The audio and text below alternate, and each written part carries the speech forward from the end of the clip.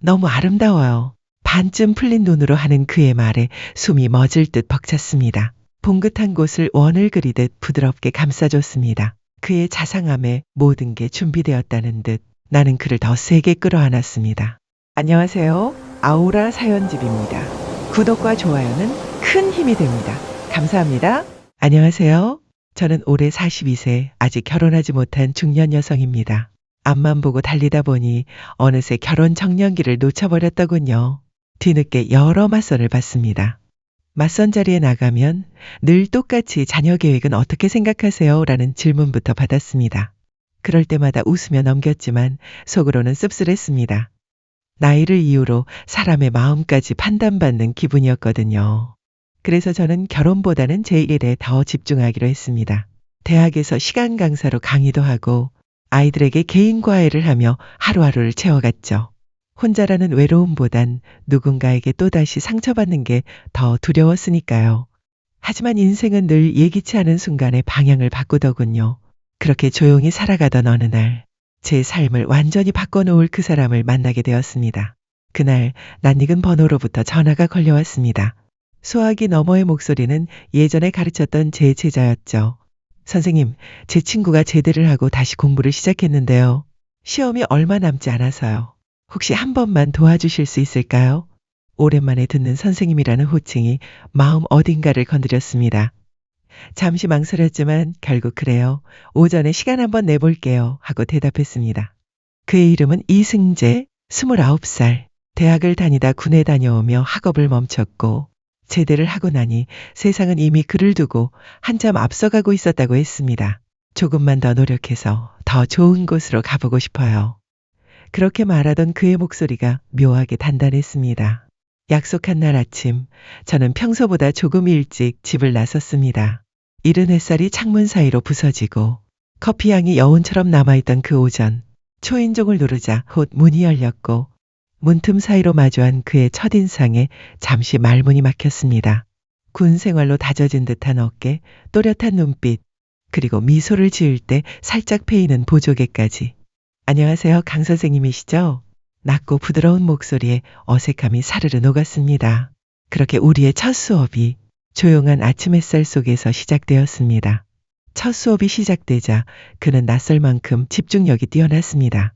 제 설명을 한마디도 놓치지 않으려는 눈빛이 인상적이었죠. 고개를 끄덕이며 필기를 하던 그의 손끝이 유난히 단정해 보였습니다. 이 부분은 개념이 조금 어렵죠? 제가 조심스레 묻자 그는 잠시 웃으며 고개를 저었습니다. 괜찮아요. 선생님이 설명해 주시면 금방 이해돼요. 그 말 한마디에 괜히 가슴이 따뜻해졌습니다. 오랜 시간 학생들을 가르쳐 왔지만 이렇게 진심으로 제 말을 따라와주는 제자는 처음이었으니까요. 창밖에는 부드럽게 햇살이 내려앉아 있었고 방 안은 조용했습니다. 분필 대신 펜소리와 그의 숨소리만이 가볍게 섞여 흐르고 있었죠. 순간 제 시선이 그의 옆얼굴에 머물렀습니다. 매섭게 집중하던 이마에 맺힌 땀방울, 펜을 쥔 손등의 힘줄, 그리고 문제를 풀 때마다 미묘하게 일그러지는 인맥까지. 참 열심히 사는 사람이구나. 그렇게 생각했습니다. 그때까지만 해도 저는 아무것도 눈치채지 못한 채 여느 때처럼 바쁜 일상을 보내고 있었습니다. 그러던 어느 날 수업이 끝난 뒤 교재를 정리하던 그가 조심스레 입을 열었습니다. 강 선생님이랑 공부하면 시간이 정말 금방 가요. 수업이 끝나는 게 너무 아쉽네요. 저는 미소를 지었습니다. 학생이 공부에 흥미를 느끼고 있다는 건 선생으로서 더없이 뿌듯한 일이었으니까요. 그런데 그가 잠시 망설이다가 조금 더 낮은 목소리로 말을 이었습니다. 이상하죠. 매일 저녁 잠들기 전이면 내일 또 강 선생님을 기다리게 돼요. 그 말이 순간 낯설게 들렸습니다. 하지만 저는 그저 공부에 열정이 넘쳐서 그런가 보다 하고 넘겼습니다. 그날의 대화가 제 마음속 어딘가에 작은 파문을 남길 거라곤 그땐 미처 몰랐습니다. 그런데 그의 마음속 변화를 알아차리게 된 그 사건이 곧 일어나고 말았습니다. 그날은 유난히 비가 거세게 내리던 오후였습니다. 수업이 끝날 무렵 창밖에서는 천둥이 울렸고 유리창을 타고 내리는 빗줄기가 마치 유리잔 안에서 쏟아지는 듯 쉴 새 없이 이어졌습니다. 이대로 나가시면 택시도 잘 안 잡힐 거예요. 잠시만 있다가 그치면 가세요. 그렇게 말하며 그는 조심스레 커피를 내렸습니다. 갓 내려진 커피 향이 방 안에 은은히 퍼졌습니다. 나는 머뭇거리다 미소를 지으며 고개를 끄덕였습니다. 빗소리를 배경 삼아 마주 앉은 두 사람. 처음으로 공부가 아닌 이야기를 나누게 되었습니다. 그는 앞으로의 꿈을 이야기했습니다. 나는 열심히 살아온 지난 날들을 조용히 들려주었죠. 그러던 그가 문득 물었습니다. 선생님은 결혼 안 하셨어요? 갑작스러운 질문에 잠시 말을 잃었습니다. 때를 놓쳤죠. 일만 하다 보니 누군가를 만날 기회가 없었어요. 말을 마치고 창밖을 바라보는데 그의 나지막한 목소리가 다시 들려왔습니다. 잘 됐네요. 그리고는 뿌듯한 미소를 지으며 다시 창밖으로 시선을 돌렸습니다. 그날 수업을 마치고 집에 돌아와 오후의 일을 곱씹어 보았습니다. 아무리 생각해도 믿기 어려운 순간이었죠. 그는 29, 한창 젊은 나이, 나와는 13살의 나이 차이. 그 모든 게 착각이길 바랐습니다. 있어서는 안 되는 감정이라 생각했고 앞으로는 공부 외의 사적인 이야기는 절대 하지 않겠다고 다짐했습니다. 그렇게 마음을 다잡으며 시간은 흘렀고 어느새 시험날이 다가왔습니다. 시험날 아침 띵 하는 소리와 함께 문자 한 통이 도착했습니다. 강 선생님, 꼭 시험 합격해서 밥을 사드릴게요. 나는 문자를 읽고 잠시 미소를 지었습니다. 오랜 시간 가르쳐온 제자가 이렇게 열심히 준비해주니 괜히 뿌듯한 마음이 들었습니다. 며칠 뒤 그에게서 반가운 소식이 전해졌습니다. 나 덕분에 시험에 합격했다며 꼭 직접 만든 집밥으로 대접하고 싶다고 했습니다. 제 덕분이라니 괜히 마음이 뿌듯해졌습니다. 축하 겸 합격 선물로 향수를 준비해 그의 집을 찾았습니다. 공부도 끝났고 시험도 합격했으니 이제 마지막 인사를 하러 가는 길이었습니다. 집 안으로 들어서자 식탁 위에 파스타, 스테이크 그리고 와인까지 정성스러운 한 상이 차려져 있었습니다. 이건 승재 씨 합격 선물이에요. 향이 은은해서 마음에 드실 거예요. 그는 제가 건넨 선물을 바로 포장을 뜯어 2번 정도 몸에 뿌렸습니다. 순간 그의 몸에서 퍼져나오는 향이 어쩐지 낯설게 느껴졌습니다. 그리고 이어진 그의 행동에 저는 숨이 멎는 줄 알았습니다. 그는 넓은 어깨로 저를 와락안으며 말했습니다. 다 선생님 덕분이에요. 저 지금 진짜 너무 기분이 좋아요. 이미 몸이 굳어버린 저는 어색하게 웃으며 말했습니다. 어머, 그래요. 너무 기쁘신가 봐요. 식사가 끝난 뒤 한상 차리느라 고생했을 텐데 치우는 건 도와야겠다는 생각이 들어 접시 몇 개를 들고 싱크대로 향했습니다. 내 모습을 본 그가 급히 옆으로 다가오며 말했습니다.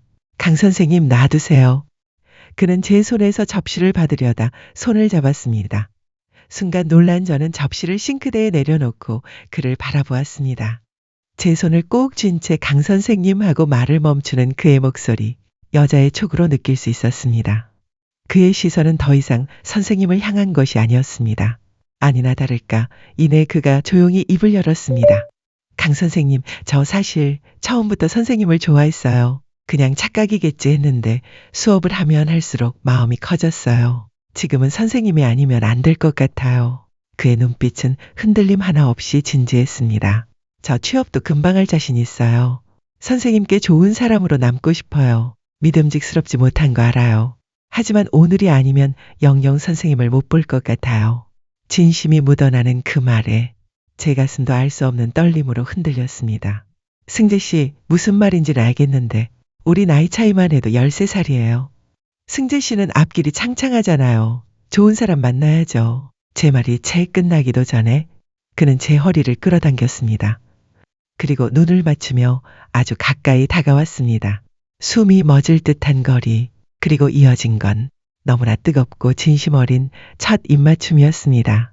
승재 씨, 저만 믿으세요. 강 선생님께 상처 주는 일은 없을 거예요. 그 말에 이상하게도 마음이 흔들렸습니다. 믿고 싶었습니다.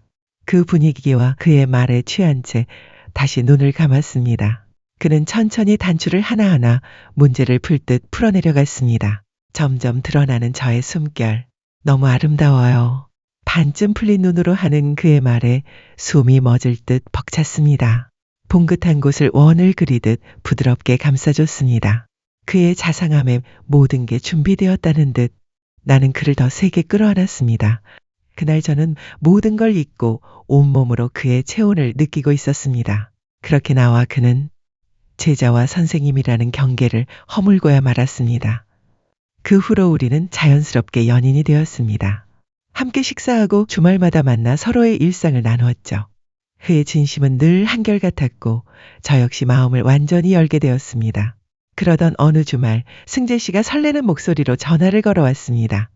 미정 씨, 오늘 꼭 만나고 싶어요. 그의 말투에서 묘한 진지함이 느껴졌습니다. 카페에서 마주 앉은 그는 수줍게 웃으며 말했습니다. 저 첫 월급 받았어요. 이제 진짜 어른이 된 것 같아요. 그러더니 갑자기 제 손을 잡고 말했죠. 우리 반지 맞추러 가요. 함께 찾은 주얼리 매장에서 한참을 반지를 고르며 웃었습니다. 서로에게 어울릴 만한 디자인을 고르고 손가락에 끼워보며 그동안의 시간들이 스쳐갔습니다. 그런데 그때 뒤에서 한 여성의 목소리가 들렸습니다. 승재야, 너 거기서 뭐하니?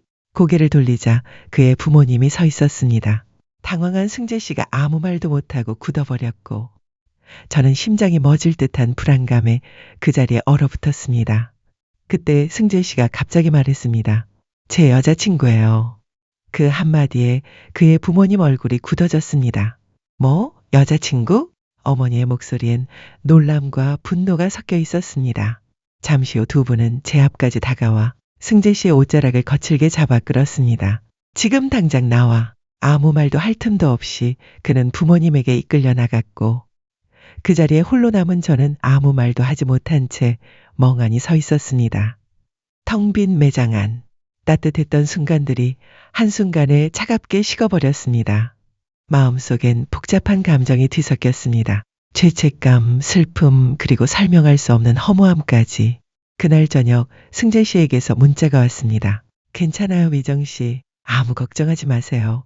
제가 다 해결할게요. 그의 짧은 문장이 오히려 더 아프게 느껴졌습니다. 저는 오래 고민하다가 결국 답장을 보냈습니다. 이제 그만 만나요. 우리 둘 다 상처받지 않게 여기서 멈추는 게 맞는 것 같아요. 그 후로도 그의 문자는 매일같이 도착했습니다.